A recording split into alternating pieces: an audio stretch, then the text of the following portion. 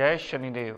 प्रिय दर्शकों, मैं राजेश जोशी आपका ज्योतिष जागृति केवल सत्य कार्यक्रम में आज फिर से स्वागत करता हूं।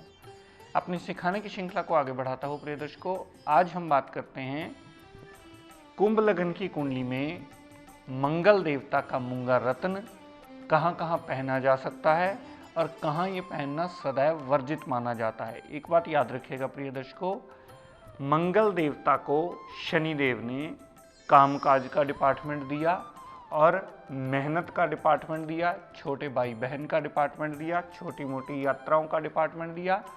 तो मंगल देवता इस कुंडली में सम माने जाते हैं, यानी लग्नेश शनिदेव के अति शत्रु और दो अच्छे घरों के मालिक। हालांकि तीसरे घर को हम बहुत ज़्यादा अच्छा तो नहीं मानते, लेकिन शनिदेव ने मंगल की साधारण राशि को कामकाज का एक इतना इम्पॉर्टेंट डिपार्टमेंट दिया है जो हर जातक अपने जीवन में चाहता है कि मेरा सदैव अच्छा हो, मेरा रोजी रोजगार बना रहे, चाहे वो कारखाने वाला हो, चाहे जॉब वाला हो, चाहे सबॉर्डिनेशन करने वाला हो, लेकिन रोजी रोजगार का डिपार्टमेंट हर बंदा सदैव अपना सेफ चाहता है।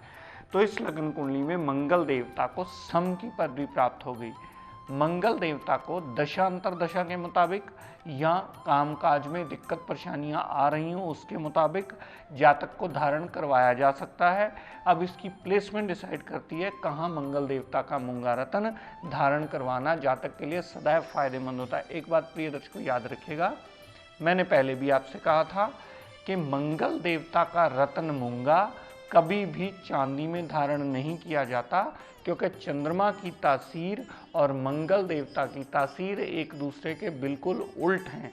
अगर मंगल देवता का मूंगा चांदी में धारण किया जाए तो मंगल देवता का असर ही चांदी नील कर देती है, क्योंकि चंद्रमा की चांदी जो होती है वो अग्नि तत्व मंगल को ठंडा कर देती है, इसलिए मंगल अपने रिजल्ट चांदी में डलने से कभी नहीं दे पाता। तो मंगल देवता का मूंगा सदैव तांबे में धारण किया जा सकता है, पीतल में धारण किया जा सकता है या स्वर्ण में धारण किया जा सकता है, जिससे मंगल देव की पूरी रश्मियां जातक की बॉडी में आराम से प्रवेश करें और जातक को मंगल देवता के घरों से जुड़े हुए पूरे बल मिले और जातक अपना जीवन यापन अच्छा कर पाए।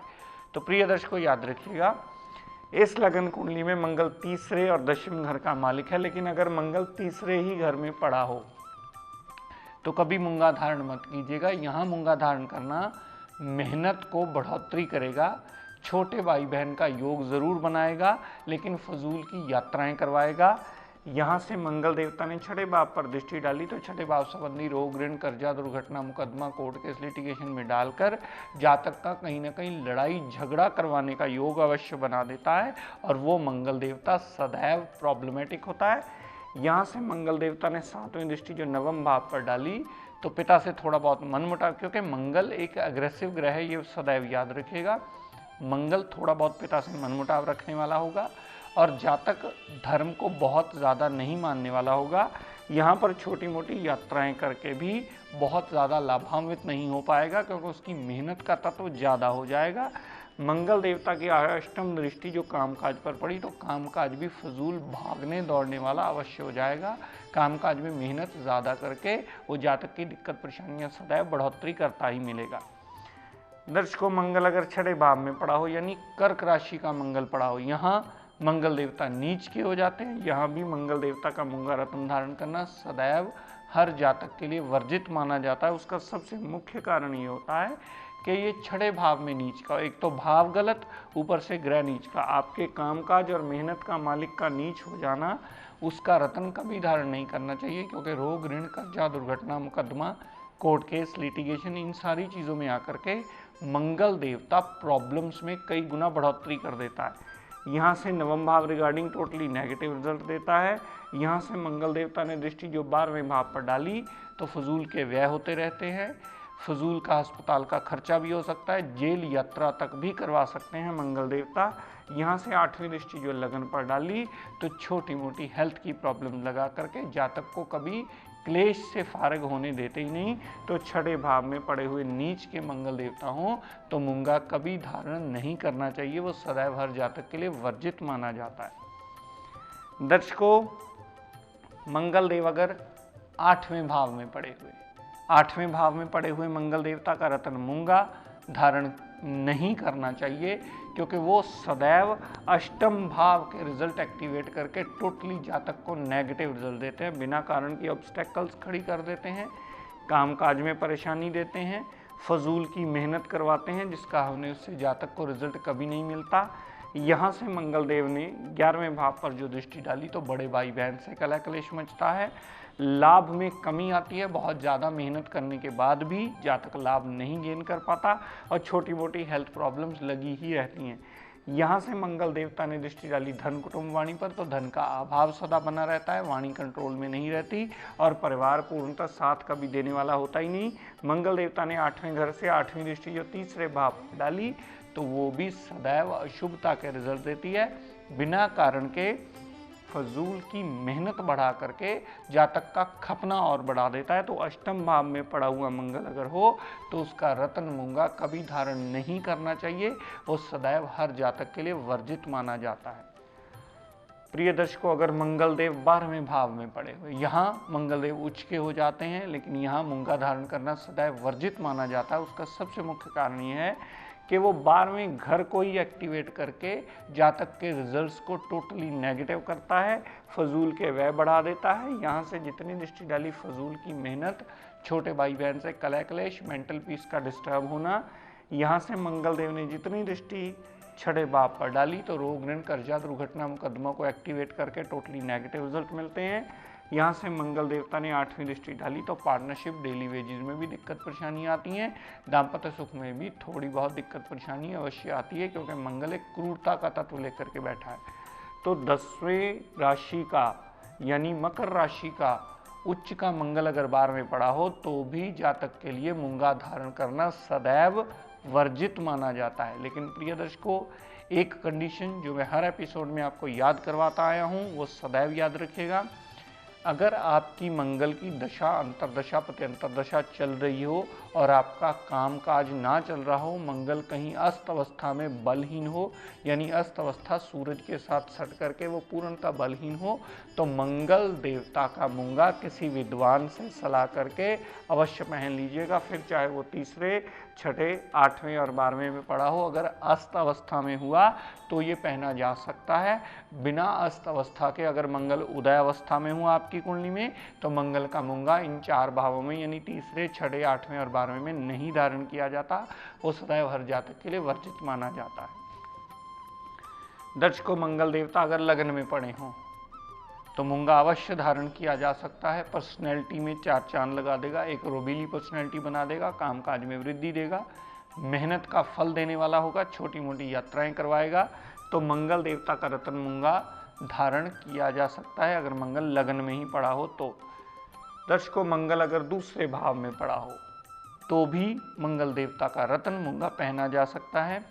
धन कुटुंब वाणी संबंधी एडवांटेज देगा, लेकिन वाणी थोड़ी सी उग्र करना स्वाभाविक सी बात है, क्योंकि मंगल को क्रूर ग्रह माना जाता है। एक बात सदैव याद रखिएगा प्रिय दर्शकों, अब तो ये बहुत सारे ज्योतिषी भी समझ गए हैं कि मंगल देवता एक क्रूर ग्रह है, उसमें पापित्व का कोई लेना देना नहीं है, क्योंकि मंगल तो देवताओं के सेनापति हैं और देवताओं की कैटेगरी में ही आते हैं। तो मंगल देवता यहाँ पर पड़े हुए धन का अभाव जल्दी नहीं होने देंगे, वाणी थोड़ी सी उग्र कर देंगे, परिवार साथ देने वाला होगा, लेकिन थोड़ा बहुत मनमुटाव होना उसमें आवश्यक सी बात है। यहाँ से मंगल देव पुत्र प्राप्ति का योग बना देंगे, यहाँ से मंगल देव हार्डवर्क से अपना काम निकलवा लेंगे, यहाँ से मंगल देवता 8वीं दृष्टि जो 9वें भाव पर डाली तो पिता से थोड़ा बहुत मनमुटाव करके भी जातक धर्म को मानने वाला अवश्य होता है, तो दूसरे भाव में भी मूंगा पहना जा सकता है, वो सदैव लाभ देने में तत्पर होगा। दर्शकों, अगर मंगल देव चौथे भाव में पड़े हों, चौथे भाव में पड़े हों तो मूंगा पहना जा सकता है। माता से थोड़ा बहुत मनमुटाव का योग जरूर बनता है, लेकिन यहाँ पर पहना हुआ मूंगा जितनी सीधी दृष्टि कामकाज पर डालता है तो कामकाज को बढ़ोतरी करने में सदैव सहायक सिद्ध होता है, कामकाज में तरक्की मिलती है, जातक उसके सारे एडवांटेज भोगता है। जिसका काम ना चल रहा हो उसे एडवांटेज दे करके जातक का कामकाज चलने की कगार पे आता है, उसके रोजी रोजगार में उसे लाभ मिलता है। मंगल पंचम भाव में पड़े हों तो भी मूंगा धारण किया जा सकता है। वो पुत्र प्राप्ति का योग बनाता है, कामकाज को बुद्धि से जोड़ता है, मेहनत को बुद्धि से जोड़ता है। उसके रिगार्डिंग सारे एडवांटेज जातक को अवश्य मिलते हैं। अपनी मेहनत से, अपने हार्डवर्क से, अपने दिमाग से वो सारे ऑब्स्टेकल्स को रिमूव अवश्य कर लेता है। दर्शकों, अगर मंगल सप्तम भाव में पड़े हों, यहाँ पर भी मंगल देवता का रत्न मूंगा धारण किया जा सकता है। यहाँ पर मंगल देवता का रत्न मूंगा धारण करने से आपकी पार्टनरशिप में काम हो सकता है, डेली वेजेस में इंप्रूवमेंट मिलेगी, दाम्पत्य सुख में भी बहुत ज़्यादा अच्छा फल दे करके आपको रिजल्ट्स पॉजिटिव ज़रूर करेगा। क्योंकि यहाँ से जितनी दृष्टि वो दशम भाव पर डालेगा तो कामकाज में वृद्धि देगा। यहाँ से जितनी दृष्टि पर्सनैलिटी पर डाली तो पर्सनैलिटी के लिए अच्छा किया।